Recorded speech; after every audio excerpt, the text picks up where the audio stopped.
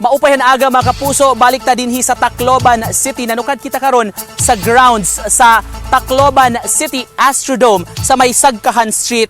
Mga kapuso, ugmang adlawa tangkod ika na po katuig sukad mikuso-kuso dinhi si Super Typhoon Yolanda kun mahinumduman November 8 tuig 2013. Kini atong nahimutangan karon usa kini sa mga memorial, mga markers nga gimontar dinhi sa city government halad ni atong mga tanan nga mitaliwan sa maong trahedya, sa maong kalamidad na po katuig ang makalabay. Makita gani dinhi dunay lapida dinhi og pangan sa tanan nga mga nangamatay kapin 2,000 nga mga pangan dinhi, mga taga Tacloban nga nakalas atol sa pagkusukuso ni Bagyong Yolanda. Kini atong himutangan Tacloban City Astrodome usaon ta ni siya sa nagsilbing evacuation center sa mga residente ning haduol nga mga lugar sa pagkusukuso ni Typhoon Yolanda apan wa damha nga apil sab di ay kini siya sa gihapak sa kusog kaayo nga mga bawd sa storm surge nga miigo ni atong higayuna. Baguhay lang gani nakahinabi ta og usa ka residente dinhi sa Tacloban og empleyado sab sa city government na assign na siya sa mga offices dinhi sa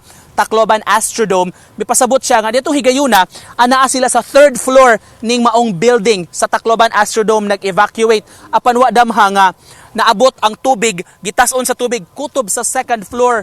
Mao to nga dunay mga ubay-ubay gyud nga nakalas dinhi ning maong lugar nga unta evacuation area ni adtong higayuna sa Bagyo. Mas daghan pa ang mga kasinatian nga gipaambit sa mga residente dinhi sa ilang di gyud makalimtan nga experience human sa pagkusukuso ni Typhoon Yolanda ug ang pagbangon sa mga mulupyo, pagbangon sa mga taga-Taclobanon, mga taga-Eastern Visayas human sa maong trahedya. Lain-laing mga kalihukan ang giandam dinhi sa Tacloban City ug sa lain-lain nga mga LGUs paghandom sa pag-igo ni Typhoon Yolanda. Dunay commemoration candlelight commemoration nga himuon karong hapon sa Capitol Grounds sa may lungsod sa Palo.